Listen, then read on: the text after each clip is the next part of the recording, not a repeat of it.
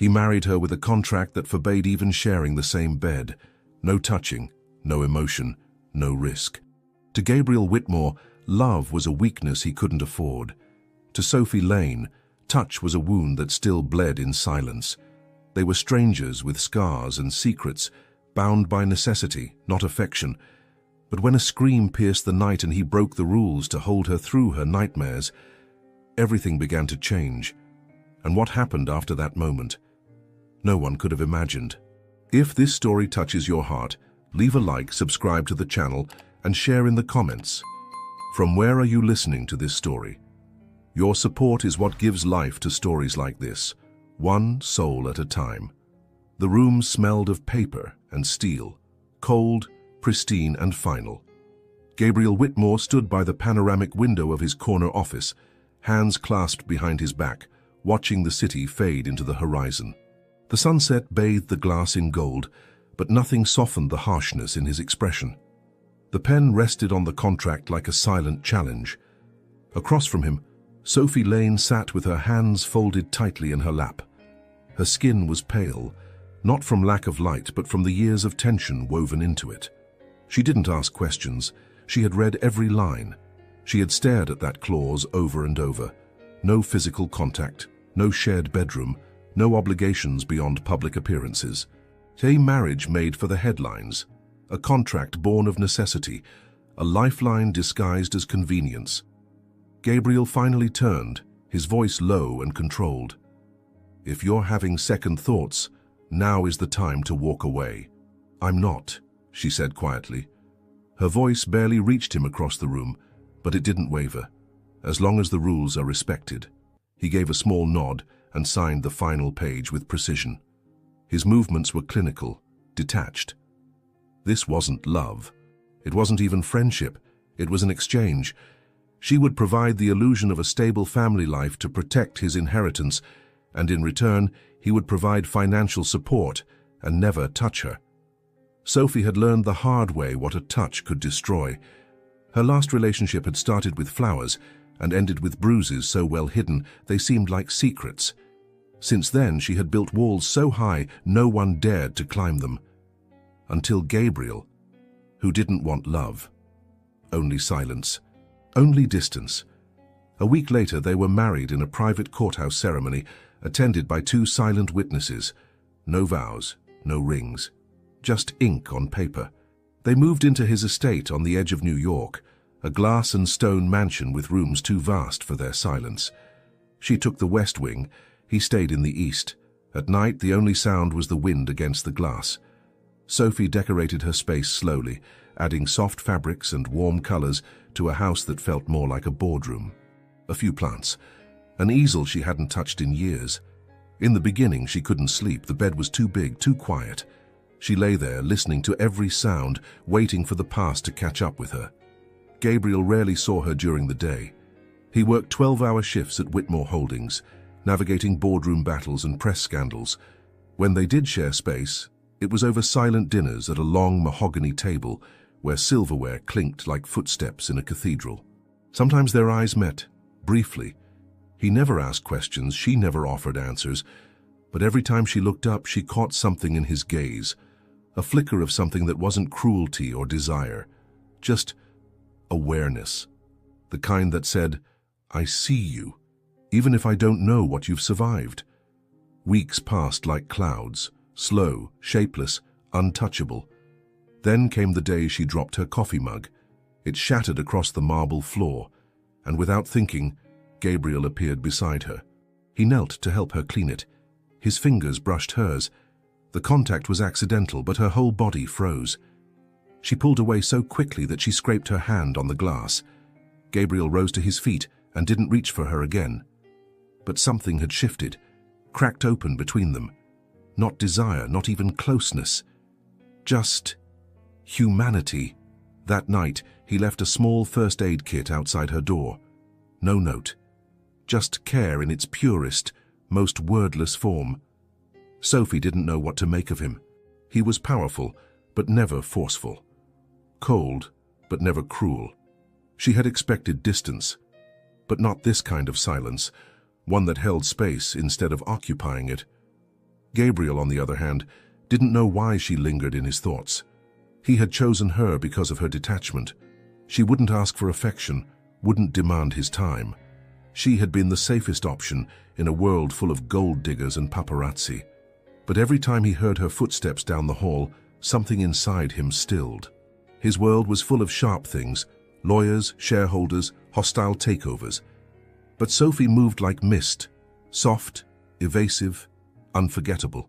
One evening, as a storm rolled in over the hills, she stood outside on the veranda, letting the wind tangle her hair. Gabriel saw her through the glass, barefoot on the wet stone, eyes closed as if listening to something deeper than the thunder. She didn't notice him watching, and he didn't look away. Inside that mansion built for business deals, something unspoken began to take root. Not love, not yet, but something gentler. A presence, a rhythm, the space between two strangers, narrowing. Then came the night that would change everything. It was past midnight. Rain tapped at the windows like a restless thought. Gabriel had just returned from a late meeting when he heard it. A scream, raw, piercing, terrified. He froze. It came again, muffled but unmistakable from the west wing. Without thinking, he moved. Her bedroom door was ajar.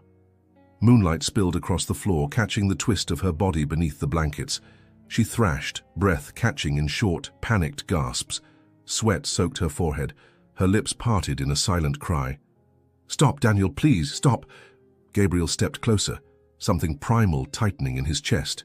He knelt beside her and gently touched her shoulder. "Sophie, you're dreaming." She didn't wake. Her hands curled into fists. She whimpered. "Hey!" His voice cracked. "It's okay, you're safe." He didn't think. He just reacted. Sliding beside her, on top of the blankets, careful not to break the rules, he wrapped an arm around her trembling frame. She stiffened, but didn't pull away. Her breathing slowed. Her body, rigid moments before, melted into his. Within seconds, silence. Then, sleep. Gabriel stayed. All night. His arm beneath her head, her fingers curled near his chest. He didn't sleep. He listened. To the rhythm of her breathing, to the rain, to something inside him he hadn't heard in years. By morning, Sophie stirred. Her eyes fluttered open. When she saw him there, awake, still holding her, she didn't scream. She didn't run. Her voice was a whisper, but not from fear. "You stayed." Gabriel didn't move. "You were scared." She blinked once. Then again.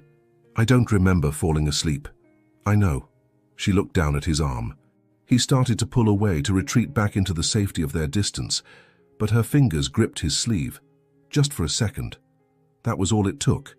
Something in the contract had been broken, and something in them had just begun. The mansion was quiet. Always too quiet. Mornings began with silence so thick it could almost be touched.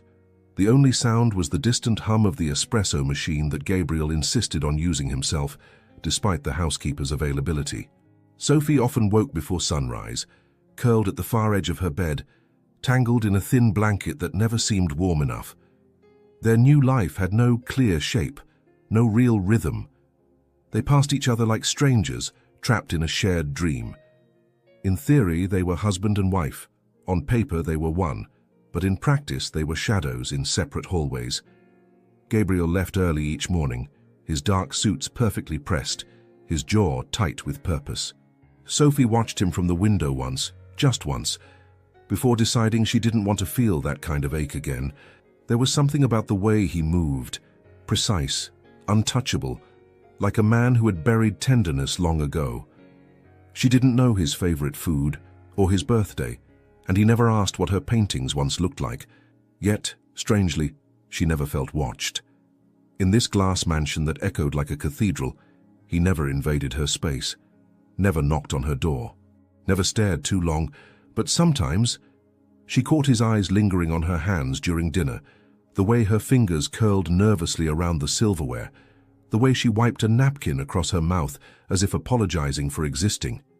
He noticed, even when he pretended not to. They had agreed on separate wings of the house, but there were shared spaces. The dining room, the garden, the occasional board event they had to attend together, arm in arm for the cameras, then separate cars back home. Sophie hated it, hated the way people looked at her as if trying to decode what she was doing next to a man like him. "Smile," Gabriel had whispered once under his breath as flashes went off in their faces. Just for show. And she had. Not for the cameras, but for him, for the way his hand gently steadied her waist, even though they had sworn to keep their distance. Back at the house, they returned to silence. One night, as rain pressed against the windows, she heard music coming faintly from the east wing. Not classical. Jazz. Raw. Slow. Old. Gabriel was somewhere behind the walls, alone, letting a trumpet fill the space with melancholy. Sophie sat on the floor of her art room, surrounded by unopened boxes of brushes and blank canvases. Her fingers itched, but she couldn't touch them. The fear still lived in her chest, heavy and stubborn. What if the moment she painted again? She remembered everything. But something about that music seeping through the mansion like a memory made her pause. The next morning, Gabriel was already gone. She found a small package near the coffee maker, chamomile tea. She hadn't asked for it, hadn't mentioned the insomnia, but somehow, he knew. She brewed a cup and sat at the kitchen counter, staring at the steam. When he returned that evening, she met him at the table. Their usual silence stretched between them like fog, until her voice cracked through it. "Thank you," she said softly, not looking up. Gabriel glanced at her, surprised. "For what?" "The tea."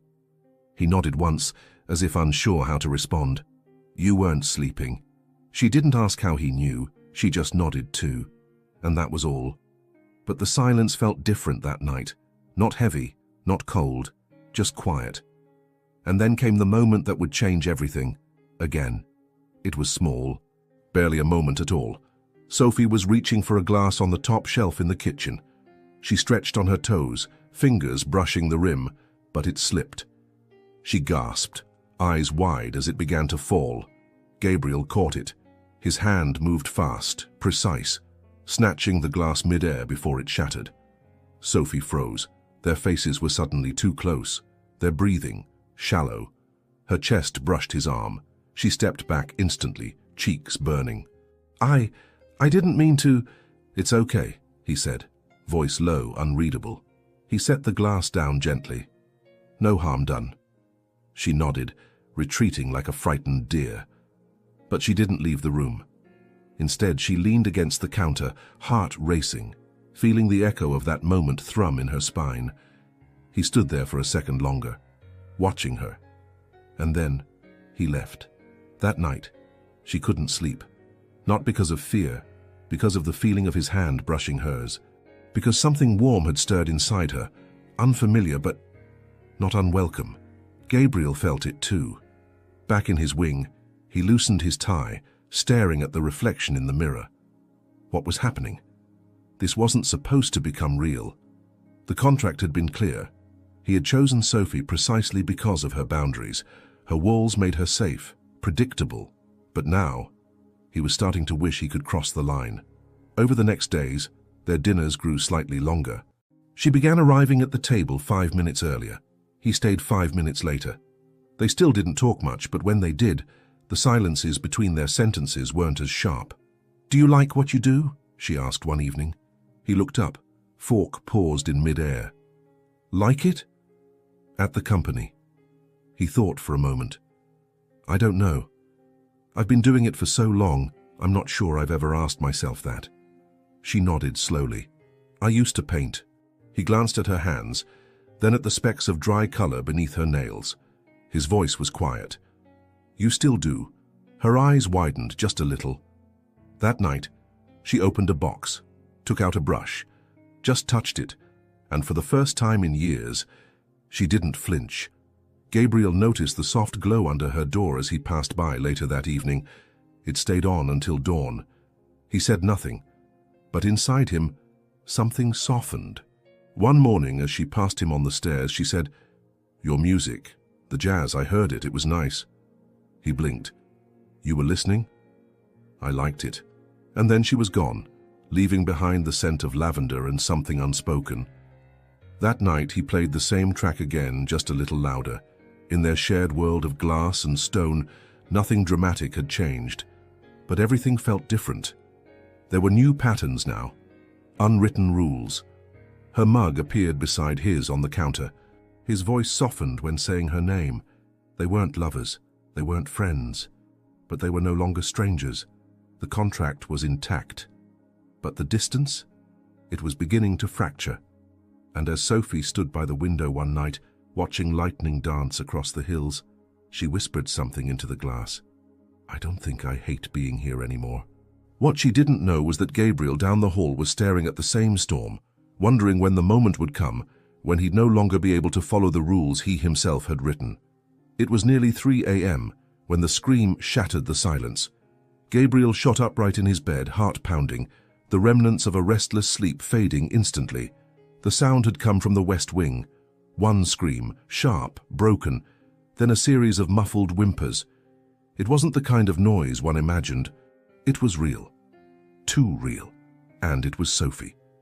He hesitated for only a second. The rules, the contract, the distance. But her voice, raw, pleading, echoed in his mind like a warning shot. He was already moving before the thought could finish. Down the dim hallway, barefoot on cold marble, the storm outside matched the turmoil inside him. He didn't knock. He pushed open her bedroom door. The air smelled faintly of lavender and fear. Moonlight spilled across the bed, where Sophie twisted violently under the sheets. Her hands were clenched, arms flailing as if trying to fight something invisible, her face contorted with pain. "No, no, stop it, Daniel, get away from me." Gabriel's chest tightened. He didn't know the full story yet, but he knew that name. The one she never spoke aloud unless something inside her broke. He stepped toward her, voice soft but firm. "Sophie, it's just a dream. You're safe." But she didn't wake. Her cries sharpened.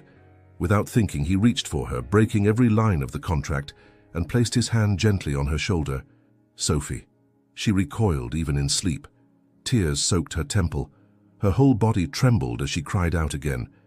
He knelt beside the bed, unsure, then slowly did something he never imagined doing in this house. He climbed onto the bed, above the covers, fully clothed, careful not to frighten her more.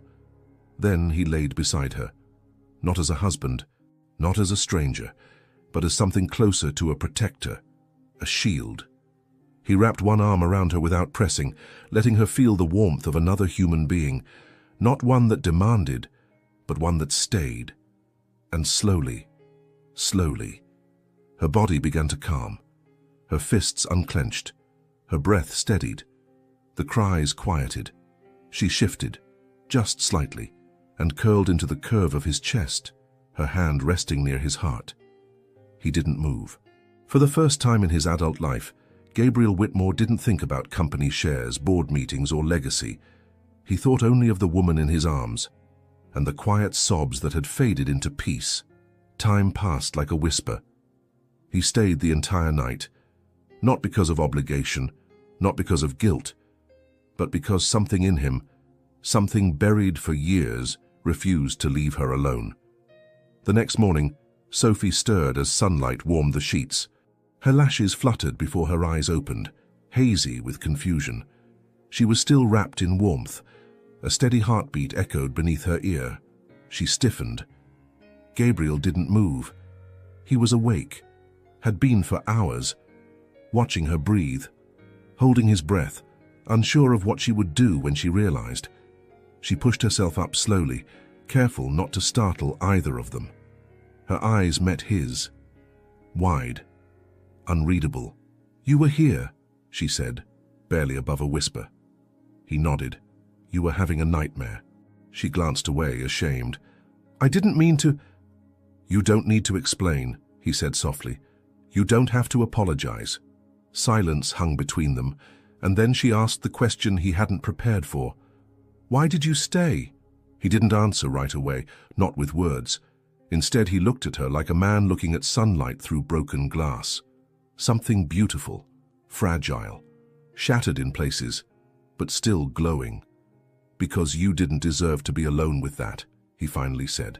She blinked hard, as if holding back tears. "You broke the contract."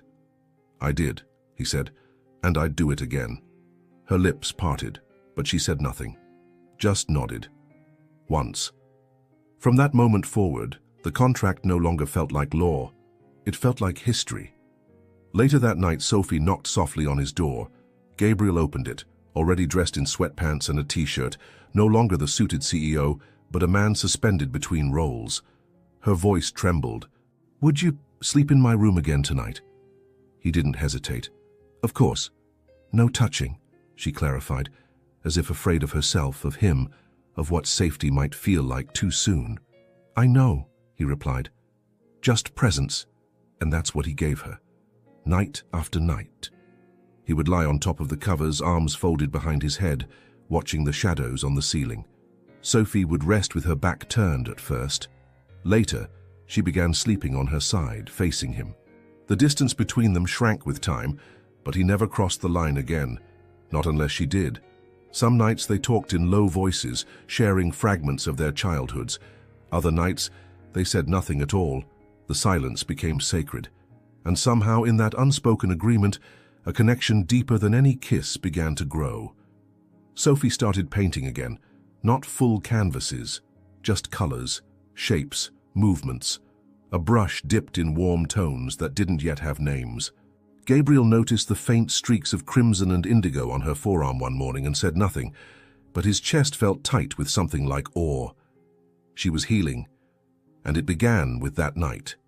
The night he broke the contract, out of compassion, not to claim her, but to show her that not all closeness is control. He never mentioned Daniel again, but he saw it in her eyes, the way the shadows still hovered around certain corners of her mind. And he made himself a quiet vow, to be a space where she never had to flinch again. One night, as they lay in the dark, Sophie spoke into the stillness. "I don't remember the last time I slept without waking up in fear." Gabriel turned his head toward her. "You did tonight." She looked at him, eyes gleaming in the dark. "Because you were there." He swallowed hard. "I always will be." The room was quiet again, but this time the silence held something tender. A promise without pressure. A closeness without cost. The contract, once a wall, had become irrelevant, and as Gabriel drifted to sleep beside her, he realized that the rules he had written no longer protected him. They had become the very thing he wished he could escape, because what he felt now, stirring softly, dangerously, wasn't strategy. It was longing, and he had no idea what to do with it. The morning after Gabriel held her through her nightmare, the mansion didn't feel the same. It wasn't louder. The walls still whispered, the floors still echoed, but something had changed. It was in the way Sophie lingered longer at the kitchen counter, watching the coffee drip instead of hurrying back to her wing. It was in the way Gabriel poured her tea before she asked, sliding it across the marble island with a quiet glance, his sleeve brushing the edge of her hand. For weeks, they had lived like statues in parallel galleries, still, separate, untouched. Now, without words, their days began to align. Sophie no longer flinched when his footsteps sounded in the hallway. Gabriel, in turn, stopped walking so deliberately, as if trying not to disturb her. The house, once filled with avoidance, started breathing with a new rhythm. Every night he came to her room, he knocked first, always, and every time she said the same word, yes. At first it was just about the nightmares, but soon it became something else. Not romance, not desire, not yet. Something quieter, presence. He never undressed. He lay on top of the covers, arms folded across his chest or behind his head, like a sentinel watching over her sleep. Sometimes he drifted off. Sometimes he didn't, but he was always there when she woke. And Sophie? She stopped locking her door. She began to sleep through the night, deeply, peacefully, and each morning her eyes opened just a little softer. One evening she returned to her bedroom and found a book on her nightstand, a worn copy of The Little Prince, her favorite since childhood. She picked it up slowly, her heart catching in her throat. Inside the cover was a sticky note written in neat, masculine handwriting. "You mentioned it once. Thought it might help you dream of other planets tonight." Gee. She pressed the note to her chest. It wasn't grand. It wasn't loud. but it was the first time anyone had remembered something so small about her and offered it without expecting anything in return. Later that week, Gabriel came home later than usual. Sophie had waited in the kitchen longer than she meant to, sipping tea, fidgeting with the hem of her sweater. When she finally heard the car in the driveway, she stood quickly, startled by how much her body recognized his return. He walked in looking exhausted, his tie undone, hair slightly out of place. "I didn't mean to keep you waiting," he said, noticing her by the counter. She shrugged, trying to look casual. "I wasn't waiting. Just couldn't sleep." A pause. Then he asked, "Do you want me to come up?" She looked down at her mug, then back at him. Yes. And when they climbed the stairs together, it felt different. Not like a ritual, but like a choice, made in quiet unison. That night, before turning off the lamp, Sophie said something she hadn't said since the wedding. "Good night, Gabriel." He looked over, surprised, then nodded once. "Good night, Sophie." The next morning she laughed for the first time. It was at something small. Gabriel had accidentally spilled orange juice on a business report while checking his phone in the kitchen. His expression was so genuinely annoyed, so human, that Sophie burst into quiet, sudden laughter. He turned to her, startled, then smiled. A real smile. "Don't laugh," he said, trying not to smile wider. This was a 10-page board summary. She giggled again, eyes sparkling. "Looks like it's now a breakfast summary." And just like that, the tension broke. That day she painted, not just lines, color, form. A sketch of a figure seated in a window looking out. The face was unfinished, but the shoulders? They looked familiar, solid, watchful, like someone who had stayed through the storm. Gabriel passed by the studio later and stopped in the doorway. She didn't see him, not at first. She was focused, a smudge of blue on her cheek, a strand of hair stuck to her lips. He watched her for a long moment, not saying a word, because for the first time, she looked like she belonged in her skin again. That evening, Sophie prepared dinner. It wasn't fancy. Pasta, wine, a quiet table near the garden doors. When Gabriel came in and saw the candles lit, the soft music playing, he paused. "You didn't have to do this," he said gently. "I know," she replied. "I wanted to." They ate slowly, the conversation soft but steady. She asked about his sister. He asked about her favorite brushes. They shared childhood stories, nothing too heavy but enough to color in the outlines of who they were before the world hardened them. Afterward, she walked him to the stairs. He looked down at her, hands in his pockets, and before either of them could name the feeling, Sophie said it again. "Will you stay?" That night he laid closer, not touching, not pushing, but nearer than usual. And when she reached for his hand under the blankets, tentative, feather-light, he didn't move, didn't speak. He just let her fingers rest against his palm, curled softly like a secret. They stayed like that until dawn. In the morning, she found a canvas on her easel with a single brushstroke of gold. She didn't remember painting it, but something about that color felt like him. The brushes were old, but her hands remembered them. They fit like a memory, unfamiliar at first, then suddenly natural. Sophie stood in front of the easel barefoot, her hair twisted in a loose bun, paint already streaking her knuckles. The morning light filtered through the wide glass windows, wrapping the studio in a golden hush. She hadn't painted in years, not since the silence of her last relationship had suffocated her creativity. Daniel hadn't just taken her confidence, he had stolen her colors. He told her her art was childish, pointless, that no one would ever understand what she was trying to express. Over time she had believed him, but Gabriel had never said a word about her painting. Never praised, never pressured. He just made space. And somehow that silence, the right kind of silence, was louder than any compliment. Now she dipped her brush into deep navy blue and pulled it across the canvas. A single stroke. Tentative, uneven. She stepped back, stared, then tried again. This time, crimson. Bold and bruised and alive. She didn't try to explain what she was creating. She didn't even know herself. All she knew was that something inside her had begun to move again.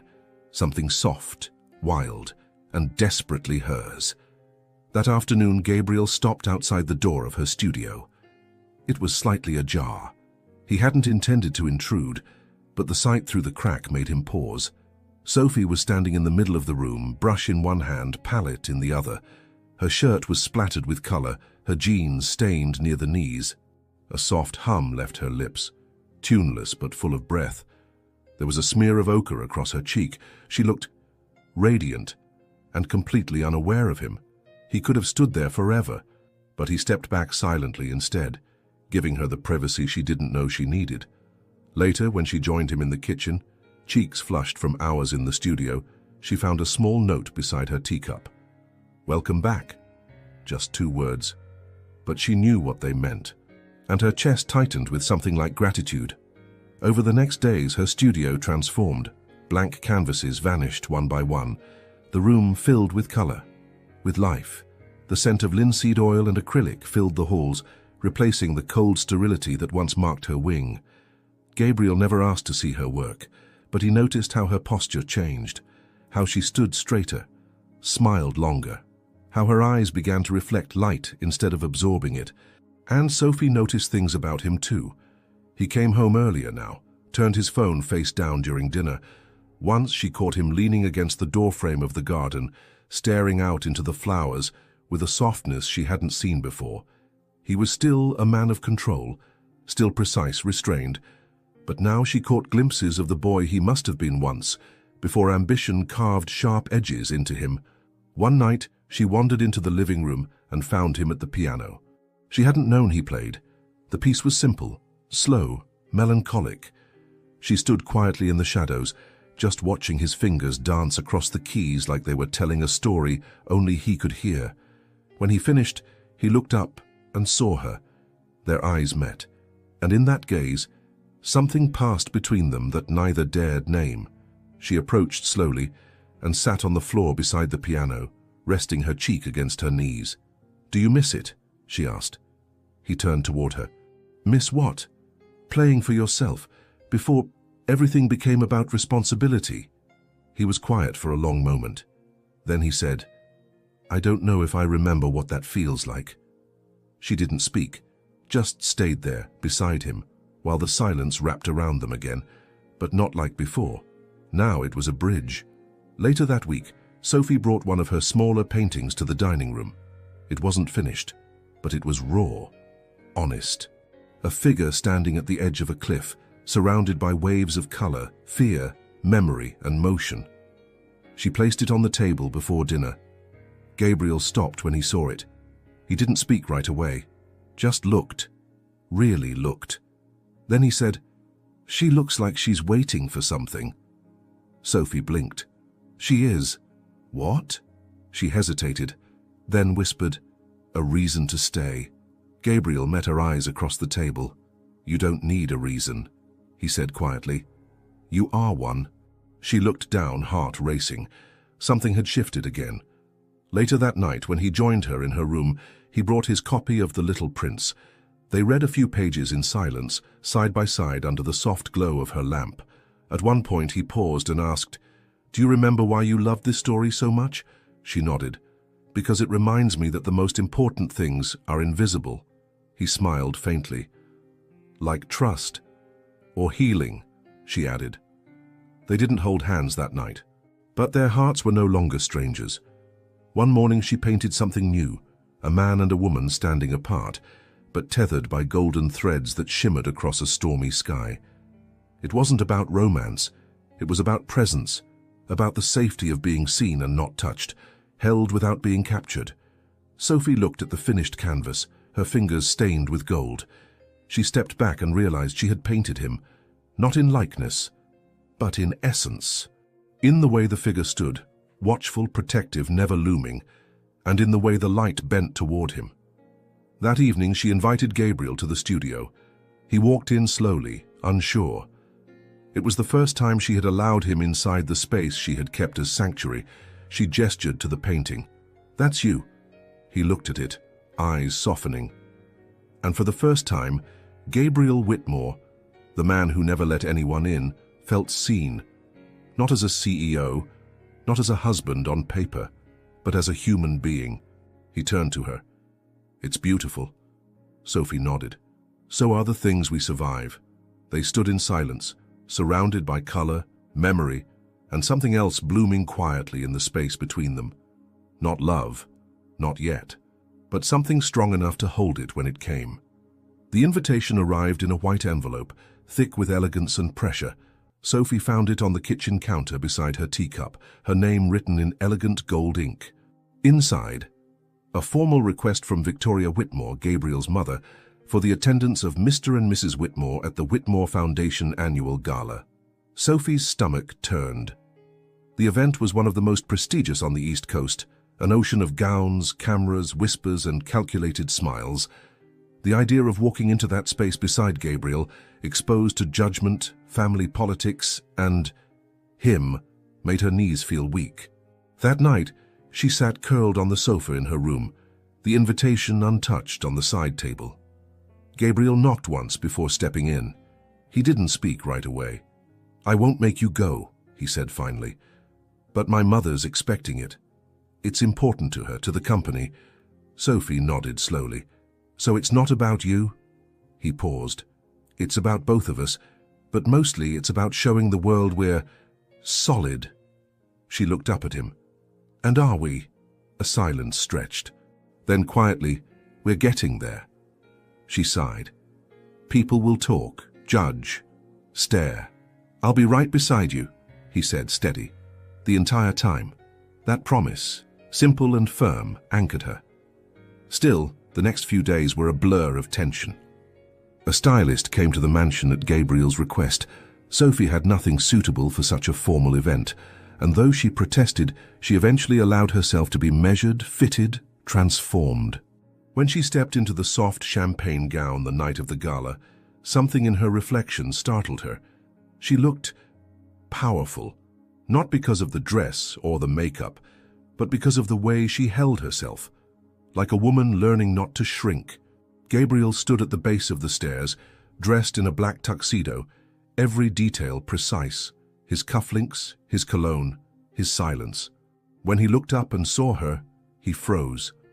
His gaze swept over her, not with hunger, but with awe.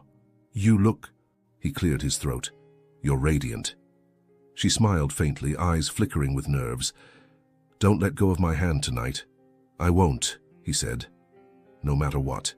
The gala was held at the Whitmore estate downtown, an architectural masterpiece filled with chandeliers, whispered alliances, and polished secrets.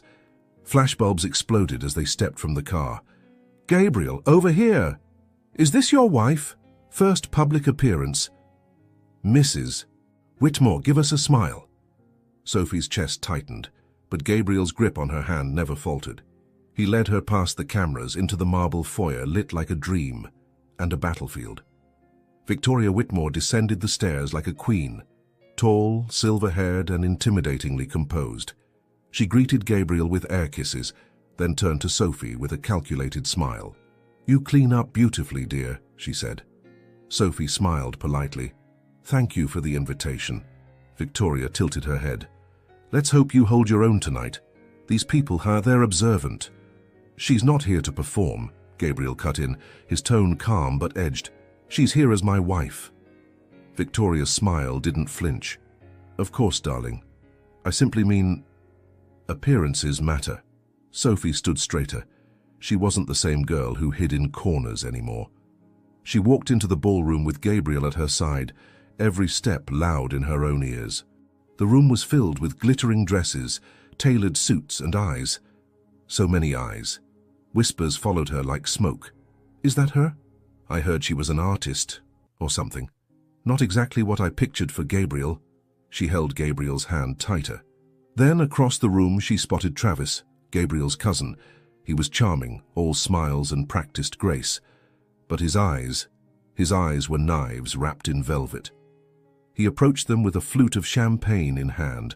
"Well, if it isn't the newlyweds," he said smoothly. "Sophie, isn't it? We've heard so little about you." She met his gaze without blinking. "I imagine that was intentional." Gabriel's hand subtly moved to the small of her back. Support, not possession. Travis's smile thinned. "Feisty, I like that. I'm sure the board does too." Gabriel's expression didn't change. "Careful, Travis. You're out of practice when it comes to subtlety." Before the tension could rise, Victoria reappeared with a new wave of guests to greet. Sophie and Gabriel moved toward the garden for air. The night had grown cool, the string quartet's music drifting through the open doors. "That wasn't so bad," Sophie said, exhaling. "I told you I'd stay close," Gabriel replied. But then, everything froze. Across the patio, near the fountains, a familiar figure stood watching her. Daniel. Her breath caught. Her body went cold. It couldn't be. He was supposed to be gone, out of state, out of her life. But there he was, smiling. Gabriel felt her hand go rigid in his. "What is it?" She didn't answer. He turned to follow her gaze, and his jaw clenched. "Who is that?" she whispered. "Daniel." And just like that, her skin broke into goosebumps. Her knees weakened. Gabriel stepped in front of her protectively. "Stay here," but she grabbed his arm. "No, please don't leave me alone." He looked down at her, saw the terror in her eyes. And for the first time, Gabriel Whitmore, CEO, strategist heir, forgot the contract, forgot the politics, forgot the audience. He pulled Sophie into his arms, right there on the gala steps. Not a performance, not for the press, a shield. He led her to a quiet corner and whispered, "You're safe. I won't let him near you." Her breathing was erratic. "I thought I was past this. I thought I was okay." "You are," he said softly. "You're brave. This doesn't erase that." She looked up at him, eyes glassy. "He ruined me." Gabriel shook his head. "No, Sophie, he broke you. But you're the one who chose to heal." She closed her eyes, his arms still around her. And for the first time in public, she didn't feel like she was being watched. She felt held. They left the gala early. Gabriel didn't wait for excuses or explanations. The moment Sophie's hand trembled in his, he turned to Victoria, offered a brief nod, and whispered something to the staff. Within minutes, they were in the back seat of his black sedan, the driver instructed not to speak. Sophie sat curled against the window, her arms wrapped tightly around herself, eyes lost in the blur of city lights. She hadn't spoken a word since she saw Daniel. Gabriel didn't push, but he stayed close, not touching, just there. The silence between them was no longer unfamiliar, but this one felt heavier, like glass about to crack. When they reached the mansion, she didn't wait for him. She climbed the stairs, headed straight to her room, the hem of her gown trailing behind like a ghost. Gabriel followed her at a distance. She pushed open her door but didn't enter. Instead, she stopped in the doorway, one hand gripping the frame. Then, without turning, she whispered, "Will you come in?" He stepped forward. "Of course." She walked to the edge of her bed and sat down. Slowly, with trembling fingers, she began unfastening the pearl buttons of her gown. Gabriel turned away, giving her privacy, but didn't leave. "I need to tell you," she said, voice hollow. "All of it." He turned back. She was now in a loose robe, face bare, hair let down like a curtain hiding her vulnerability. "I don't expect you to fix it," she continued, "but I don't want to keep hiding from you." Gabriel sat in the armchair across from her. He didn't interrupt. His silence wasn't passive. It was permission. Sophie took a deep breath. "I was 19 when I met Daniel," she began. "He was older, confident. He made me feel like I mattered. At first it was kind, sweet even. He encouraged me to paint, told me I had a gift." She paused, her eyes glassy. And then it shifted. Her voice tightened. He started criticizing everything. My friends, my clothes, my paintings. He said I was too emotional, too sensitive, that my art was childish, that I should be grateful someone like him saw something in me. Gabriel's jaw clenched, but he said nothing. "Then came the isolation," she continued. "Little by little, he made me depend on him. I stopped painting, stopped seeing people. I believed him when he said no one else would ever want me, that I was broken." Her hands trembled now. "He never hit me, not in the way people expect, but he tore me apart from the inside out. I lost myself completely. It took everything I had to leave. And when I did, I promised myself I'd never let anyone close again." She looked up then, directly into Gabriel's eyes. Until you... A tear slipped down her cheek. You didn't force your way in. You just stayed. And I didn't know how much I needed that until tonight. Gabriel exhaled slowly, his hands clasped tightly in his lap. Sophie, he said gently, you never needed fixing. What he did to you was cruelty, not truth. And the fact that you walked away from that you rebuilt any part of yourself, that's strength. She closed her eyes, a single sob escaping. He stood, approached slowly, and knelt before her. I need you to know something, he said. This marriage started as strategy, a way to protect the company. You were never supposed to matter. He looked up at her, vulnerable now. But you do. She blinked. Gabriel, he reached for her hand, and this time she didn't pull away. I'm not going to let him near you again, he said. I promise. Sophie whispered. He was invited. Someone knew he'd be there. Gabriel's expression darkened. Then I'll find out who, and I'll make sure it doesn't happen again. She leaned into him, forehead resting against his shoulder. I don't want to be afraid anymore. You won't, he murmured. Not while I'm breathing. That night, she didn't ask him to sleep on top of the covers. She pulled back the blanket. Wordlessly, Gabriel lay beside her, fully clothed, careful, present, and when her fingers reached for his, he didn't just hold her hand. He held space for her grief, for her rage, for her strength, for her rebirth. The next morning, he made a call before sunrise. Get me everything on Daniel Carver, he said into the phone. Where he works, where he lives, who invited him to the gala. I want every detail. By the end of the day, he had names. Travis. His cousin, always charming, always calculating, had extended the invite under the guise of networking. But the timing was too precise, too cruel. Gabriel confronted him the following evening at the Whitmore Holdings building. You crossed a line, he said, standing nose to nose with Travis in the executive lounge. Travis raised an eyebrow. She's your wife, Gabriel. Shouldn't she be able to handle a little pressure? Gabriel didn't blink. You invited her abuser to a public event. I invited a guest with business potential. Gabriel's voice dropped to ice. You're done, Travis laughed. You think you can cut me out? The board trusts me. Gabriel smiled coldly. Not when they hear the recordings. Travis paled. Back at the mansion, Gabriel didn't tell Sophie everything yet. Not because he didn't trust her, but because he wanted to protect her from more stress. Instead, he returned to her studio, where she was painting again. He watched from the doorway. What is it this time? He asked softly. She smiled. Something new, something fierce. And it was. A canvas filled with fire. Not destruction, but transformation. She looked at him, color on her cheeks, eyes glowing. Do you believe people can come back from anything? Gabriel stepped into the room without hesitation. I believe you already have. By Monday morning, the mansion no longer felt like a retreat. It felt like a fortress. Gabriel had already installed a private security firm by the time Sophie woke. Cameras were checked, staff questioned, access lists revised. Every corner of the property was mapped with silent precision. It wasn't paranoia. It was protection. When Sophie walked into the kitchen that morning, still in her robe, her hair tousled from sleep, she noticed the man in a discreet earpiece standing by the front door. She turned to Gabriel with furrowed brows. Who is that? Gabriel set down his tablet. His name is Ben, former Navy. He's here for you. She blinked.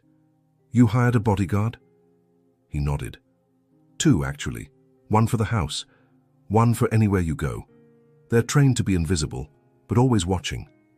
Sophie swallowed hard. You didn't ask me. I didn't have to, he said gently. After what happened at the gala, it's not just about safety. It's about peace of mind. You deserve to sleep without wondering who might walk through a crowd. She stared at him for a long moment, then nodded. Thank you. That afternoon, Gabriel received confirmation of what he already suspected. Travis had colluded with Daniel. Phone records, emails, meeting logs, a strategy designed to destabilize Gabriel by targeting Sophie's trauma, by weaponizing her past at the very moment the Whitmore Holdings board was preparing for a critical vote. When he read the messages, cold, calculated, personal. Something in Gabriel snapped. It wasn't just business anymore. It was war. He shared everything with Sophie that night. They sat on the couch in her studio, her legs tucked beneath her, a blanket draped over her shoulders. He handed her a printed file, black and white proof that her worst fears had been engineered. She flipped through it slowly. The emails, the names, the timestamps. When she reached the end, she exhaled shakily. "They planned this," she said. "Every second of it." Gabriel nodded, jaw tight. "They thought you were a weakness, that I'd be too distracted to fight back." She met his eyes. "What are you going to do?" He leaned forward. "What we are going to do," he corrected. "Because from now on, I'm not the only one in this fight." She looked at him, surprised.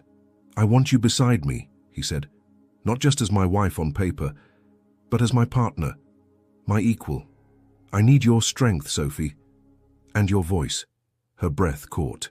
"You're not scared of what people will say?" she asked. "Let them talk," Gabriel said. "You've survived worse than their opinions." That night she didn't ask him to sleep in her bed.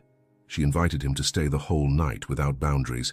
He held her close, not possessively, not out of desire, but as someone who had chosen her, fully and freely. And when he whispered against her hair, "You are not alone in this," she believed him. In the days that followed, their unity became unshakable. Gabriel began preparing a case to present to the board, evidence not just of Travis's sabotage, but of Daniel's involvement, and how it all intersected with Sophie's trauma. Sophie helped organize the files. She annotated timelines. She wrote her version of the story in a clear, steady hand. At night, they would sit on the floor of his office, cross-legged like teenagers plotting a revolution. Sometimes they laughed, sometimes they cried, but always they worked together. She asked questions about the company, about his childhood, about why he'd built walls so high no one could scale them. He told her about the pressure of legacy, the loneliness of being the Whitmore heir, the years of pretending that control equaled strength. "You're the first person who's ever seen past the name," he confessed. She smiled. "You're the first person who's ever looked at me without trying to fix me." And so their alliance deepened, not just in strategy, but in soul. Sophie started painting again with fire, not just to heal, but to express. She created a new series, faceless figures standing in the ruins of their past, surrounded by wild, living color. One canvas showed a woman with her heart held in her own hands, bloody, bruised, but whole. Gabriel saw it and stared for a long time. "That one," he said quietly. "It's everything. I think it's the first time I painted myself," she whispered. She decided to show them. Together, they organized a small private exhibit at the mansion, inviting trusted guests, board members, a few media allies, close friends of Gabriel's. The space was curated carefully. Candles, soft music, walls covered in Sophie's journey. And at the center, the canvas of the woman with the heart. People walked through the rooms in silence, visibly moved. It wasn't just art, it was truth. At the end of the night, one of the board directors approached Gabriel. "She's stronger than all of us," the woman said, glancing back at Sophie. Gabriel smiled. "I know." The next morning, as they walked through the garden, Sophie took his hand. "Do you think we'll win?" she asked. Gabriel squeezed her fingers. "We already are." She turned to him. "Even if we lose the company?" He met her gaze. "Serious now. Then we'll build something else. Together." And in that moment, Sophie realized something deeper than safety had been born. Belonging. Not because Gabriel protected her, but because he invited her to protect herself and gave her the space to rise. The first time they made love, there was no script, no grand music, no candlelit speeches, only quiet and breath, and two people who had finally stopped hiding from themselves and from each other. It began with a storm. Outside, rain drummed against the windows like a heartbeat. Inside, the mansion was cloaked in soft light, shadows dancing along the hallway walls as Sophie stepped into Gabriel's bedroom. Not as a guest, not as a wife by contract, but as a woman ready to be seen. He looked up from where he sat on the edge of the bed, unbuttoning the cuffs of his shirt. His eyes met hers and something passed between them. No permission, no pressure, only presence. She walked toward him slowly, barefoot, her robe falling slightly off one shoulder. Her hair was loose, damp from the shower. Her chest rose and fell with a quiet vulnerability. She wasn't trying to hide anymore. "Are you sure?" he asked, voice rough with emotion. Sophie nodded. "I don't want to be afraid of closeness anymore. Not with you." Gabriel stood, every movement gentle. He stepped closer, his hands hovering near her face. "I won't rush you." "You won't have to," she whispered. Their first kiss wasn't urgent. It was careful, reverent. Their lips met like a question long held in silence, answered not with words but with sighs. When his hands finally touched her skin, she didn't flinch, and when she touched him back, tracing the lines of his chest with trembling fingers, he closed his eyes, not from pleasure but from something deeper. Recognition. For hours, they moved slowly, like they were learning each other not just through bodies, but through all the places life had broken them. He kissed the scar on her shoulder she always hid.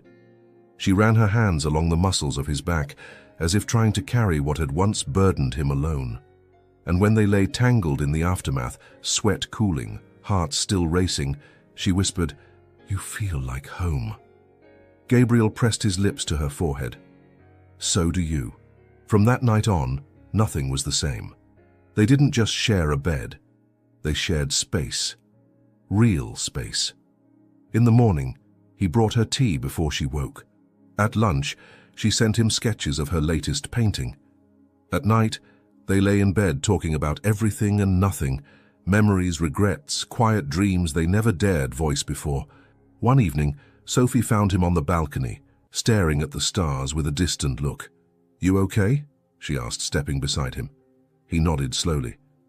"I've spent my whole life building something I thought would make me feel whole, but none of it ever touched this part of me." "What part?" He looked at her, eyes raw. "The part that just wanted to be seen, not as an heir, not as a CEO, but as me." She leaned her head on his shoulder. "Then let me see you." And he let her. He told her about the pressure growing up with a name that weighed more than a mountain, about the father who only measured worth by profit, about the moments he almost broke but didn't because no one ever asked how he felt. "I was trained to win, not to feel," he confessed. "Until you." Sophie reached for his hand. "We both forgot how to feel, but we're remembering now." She began painting him, not his face but his essence, in swirls of burnt gold and steel blue, in lines that conveyed silence and restraint, balanced with sudden explosions of vulnerability. When he saw it, he stood still for a long time. "That's me." She nodded. "The version you didn't even know existed." He pulled her into his arms. "And you brought him out." The intimacy between them deepened with time, not just physical, but emotional. They cooked breakfast together, bumping hips and laughing over scrambled eggs. They danced barefoot in the living room on Sunday mornings, music low, their bodies swaying as if no one had ever hurt them. And yet, not everything was perfect. There were still moments when Sophie would freeze if startled too quickly, moments when Gabriel woke from dreams of his father's voice, judging, looming. But now those moments didn't separate them. They witnessed each other through them. One afternoon, while Sophie was painting in her studio, Gabriel came in with something wrapped in linen. "I want you to see this," he said. She unwrapped it carefully and gasped. It was a box of her earliest sketches, the ones she thought were lost. "I found them in a storage unit your mother had abandoned," he said. "They're yours, always were." Tears welled in her eyes. "Why would you do this?" "Because you deserve every piece of yourself back." She threw her arms around him, emotion crashing through her like waves. And in that embrace she whispered something that made Gabriel's breath catch. "I love you." He stepped back slightly, eyes locked on hers. "Say it again." "I love you, Gabriel." He exhaled. "God, I've waited my whole life to hear those words from someone who meant them." And he kissed her, long, deep, as if their hearts had just been stitched together by truth. From that moment forward, love was no longer a question. It was their rhythm. He would whisper it as she drifted to sleep. She would write it in notes tucked into his briefcase. They wore it not in gold bands, but in every small act that said, "I see you, I choose you." And just when everything felt finally whole, Gabriel said something one night as they lay in bed, limbs tangled, heart slow. "I'm going to burn the contract." Sophie turned her head. "You don't have to. We've moved past it." He shook his head. "I need to. It's not enough to outgrow it. I need to destroy what we started, so we can build something real." She reached for his hand. "Then let me light the match." The boardroom was colder than usual. Glass walls, a long obsidian table, 12 executives seated in stiff, tailored suits. Behind them, panoramic windows revealed a grey Manhattan morning, mirroring the tension thickening in the air. Gabriel stood at the head of the table, his presence sharp, calm, unreadable. Beside him, Sophie sat silently, no longer a ghost in the shadows, no longer invisible.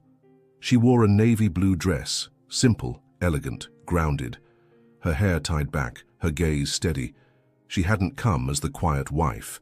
She had come as a witness, as proof, as truth. Travis leaned back in his chair across the room, casual as ever, legs crossed, fingers tapping a fountain pen against the table. "This meeting feels unnecessary," he said with a smile. "A distraction, frankly. Can we get to the vote?" Gabriel's voice was clear, measured. "Before we vote on anything, we need to address the actions of one of our own." Travis raised an eyebrow. "Is this about the gala? I thought your little PR stunt was—" "It wasn't a stunt," Gabriel interrupted, the edge in his tone unmistakable. "It was sabotage, targeted, deliberate, and orchestrated by you." A few board members shifted in their seats. Travis scoffed. "That's a serious accusation." Gabriel pressed a button on the remote in his hand. The screen behind him lit up. Emails, text logs, timestamps. "Here's proof of you inviting Daniel Carver to the gala under false pretenses. Here's a trail of communication between you and him spanning weeks. Coordinated, manipulative, and timed just before the Whitmore Holdings annual vote." Murmurs rippled around the table. Sophie didn't flinch. She had seen it all, lived it. Travis leaned forward. "You're basing all of this on assumptions?" Gabriel raised an eyebrow. "I'm basing this on audio." He tapped again. A recording played, Travis's voice, clear, smug. "She's his soft spot. You get in her head and he'll crumble. They're fragile. She's damaged goods." The room went silent. Travis turned pale. Sophie's hand rested calmly in her lap, though her heart pounded. She looked around the table, her voice quiet, but resolute. "I was invited to that gala to be humiliated. The man you heard on that tape, he's my former abuser. I left him years ago. And still, they used my past as a weapon." She stood slowly. The room followed her with their eyes. "I'm not here for revenge. I'm here for truth. You can vote today on numbers, on legacy, on performance metrics, or you can vote on integrity, on who you choose to stand beside. Because this company will be shaped not just by profit, but by people." A long pause. Then she added softly, "I am not broken, and neither is he." Gabriel looked at her, truly looked at her, and in that moment he wasn't just proud, he was humbled. For the first time in his career, he wasn't the one who won the room. She did. The board chair cleared his throat. "Mrs. Whitmore, thank you. Your words were powerful." He turned to Gabriel. "Mr. Whitmore, do you have a formal recommendation?" Gabriel nodded. "I move to suspend Travis Whitmore indefinitely and remove him from all voting positions until further review. Effective immediately." Travis rose, fists clenched. "You can't do this. I am this company." "No," Gabriel said, stepping forward. "You were its rot." Security entered the room before Travis could respond. As he was escorted out, he glared at Sophie. She didn't look away. Gabriel turned back to the table. "Now, shall we vote?" It was unanimous. After the meeting, the boardroom slowly emptied, members nodding respectfully toward Sophie as they left. Some shook her hand. Others simply held her gaze with something like admiration. When they were finally alone, Gabriel approached her, eyes dark with emotion. "You didn't just help me today," he said. "You saved something I thought I had to carry alone." Sophie touched his chest. "We're not alone anymore. That's the difference." He reached into his coat pocket and pulled out a folded piece of paper. The marriage contract. He held it up between them. "This doesn't define us anymore." She nodded, eyes glassy. "Then burn it." They walked together into his office. Gabriel opened the fireplace, struck a match and set the contract aflame. They watched as the paper curled, darkened and turned to ash, not with vengeance, but with peace. Sophie leaned into him, her head on his shoulder. "What now?" she whispered. He smiled. "Now, we rewrite everything." The ashes of the contract still lingered in the fireplace the next morning. Sophie walked past them barefoot, a cup of warm tea in her hands. The air in the mansion felt lighter now, like it had exhaled, like the house too had been holding its breath for far too long. In the days that followed the board meeting, something shifted between her and Gabriel. They no longer tiptoed around each other's pasts. They built something in the open. No more shadows, no more pretending. Every word was sincere. Every glance was soft. Even silence had become sacred between them. Not absence, but space, filled with knowing. And then, one rainy afternoon, Gabriel disappeared. He left a note on her easel. "Wear something soft, meet me in the garden." Gee. Sophie raised an eyebrow. The garden? In the rain?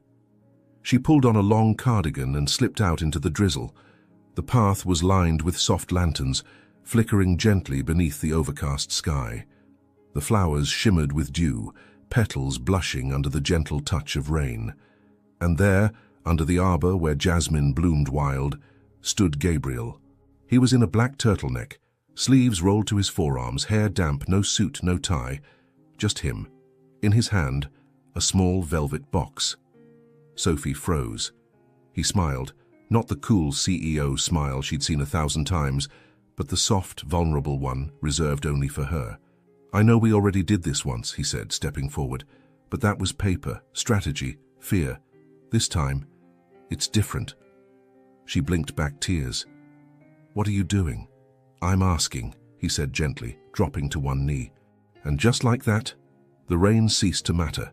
Time ceased to move.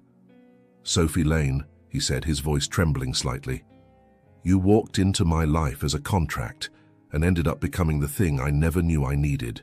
Peace, fire, truth. You didn't just survive. You taught me how to live." He opened the box. A simple gold band, delicate, engraved with a brushstroke. Her brushstroke. "I don't want a marriage built on conditions. I want one built on choice. Will you marry me?" Again. For real. For everything. Tears slipped down her cheeks. "Yes," she whispered, falling to her knees with him. "Yes. Gabriel. Yes."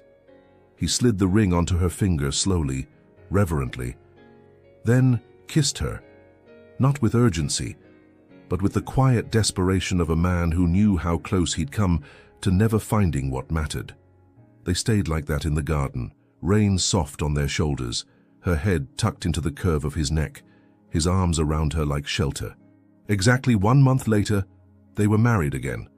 This time there was no press, no contracts, no board members, no champagne toasts or marble staircases.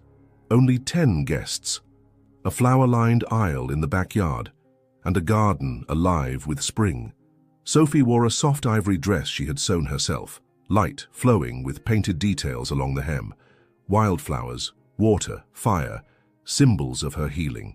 Gabriel wore no tie, just a dark linen shirt, sleeves rolled, barefoot like her. Their vows were whispered beneath the jasmine arbor. He held her hands. "I vow to never silence you, to never define you, to protect you without caging you, to love you even when the silence returns, and especially when it doesn't." She looked into his eyes. "I vow to never hide again, to show up messy, scared, whole, to see you even when the world doesn't, and to love you without needing you to fix me." As they kissed, their guests, friends, not strangers, rose in quiet applause. No cameras, no declarations, only belonging. Later that evening, Sophie wandered into her studio alone. The sunlight had turned gold. The easel was empty. She pulled out a new canvas, and for the first time in years, she didn't hesitate before touching it. She painted a home, not a structure, but a feeling. Two figures, hands clasped, a single thread of red connecting their hearts. When Gabriel walked in, barefoot, holding 2 glasses of wine, he paused. "That's us." She smiled. It always was. He placed the glasses down and walked over. Behind her, he wrapped his arms around her waist. "I want to give you a child," he whispered into her hair. She stilled. "I want a family," he said. "One where love isn't earned. One where no one has to hide. Not ever again." She turned slowly, her eyes full of stars. "Then let's build it." And as their foreheads touched, they both knew this wasn't the end of their story. It was the beginning. The house was no longer quiet. Laughter echoed down the hallways. Small feet padded across the hardwood floors, the smell of oil paint mixed with cinnamon rolls and wet crayons. There were handprints on the windows, toys under the piano bench, and a faint melody always humming somewhere in the background, either from the record player or from Sophie's voice. It had been 4 years since their second wedding, and nothing was the same, except what mattered. The garden bloomed wilder now, less trimmed, more alive. Sophie refused to tame it. She said flowers were like children. They needed space to grow on their own terms. Gabriel built her a new studio out back, floor-to-ceiling windows, sky-high shelves for paints, brushes, canvases, a fireplace for winter afternoons. On the walls, her latest series, Becoming. Each painting a reflection of healing, motherhood, memory, and truth. The first piece in the collection, a portrait of a woman standing in sunlight, one hand holding a child, the other covered in paint. The title, Survivor.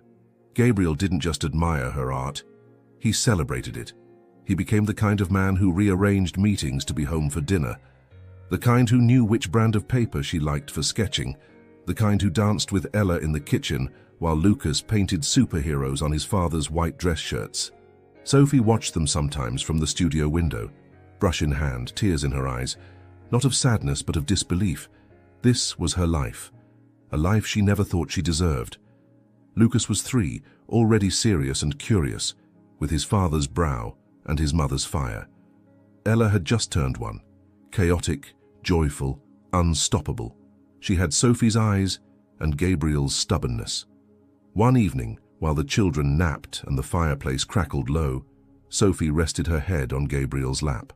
He was reading one of her old journals she had given him to understand more of who she used to be. At one point he paused. "You used to think you were invisible," he murmured. She nodded. "You wrote, 'I could disappear tomorrow and no one would know what was lost.'" Her throat tightened. "I remember." Gabriel closed the journal and stroked her hair. "You were wrong." She looked up. "You're the reason I see the world differently now," he said. "You didn't disappear. You woke up. And you woke me up with you." That night they didn't speak much, they just lay there, limbs entwined, wrapped in the quiet safety they had built from the ruins. At her first solo gallery opening, Sophie gave a speech. The room was filled with survivors, women who had lived through storms and were now holding brushes instead of chains. Gabriel stood at the back, holding Ella on his shoulder, Lucas beside him. Sophie took the mic. "There was a time," she said, "when I believed my worth was tied to silence, when I thought pain had to stay hidden to be real. But love, real love, is what broke that silence." She smiled through tears. "I didn't just fall in love with a man. I fell in love with a life I never imagined could be mine." The audience rose to their feet in applause, not because she was brilliant, though she was, but because she was true. Back at home, Gabriel placed the kids to bed and found Sophie on the balcony, sipping wine under the stars. He wrapped a blanket around her shoulders, then kissed her temple. "You never stop becoming," he whispered. She looked at him, eyes shining. "Neither do you." They stood in silence, watching the moon climb slowly over the garden. And as the wind brushed against them, soft, cool, familiar, Sophie reached for his hand. "Do you think the past ever really disappears?" she asked. "No," he said, wrapping his fingers around hers. "But I think we learn how to carry it differently, like a shadow that no longer scares us." She leaned her head on his shoulder. "I used to live in survival," she whispered. He kissed the top of her head. "Now you live in color."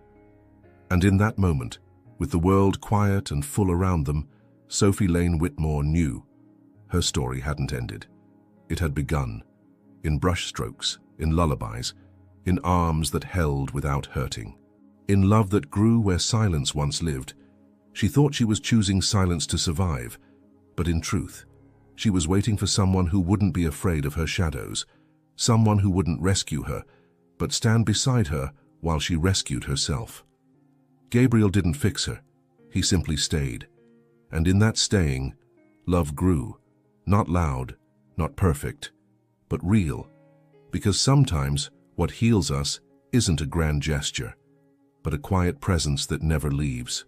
If this story touched your soul, leave a like, subscribe to the channel and share in the comments. From where are you listening to this story? Your presence is what keeps these stories alive, one heart at a time.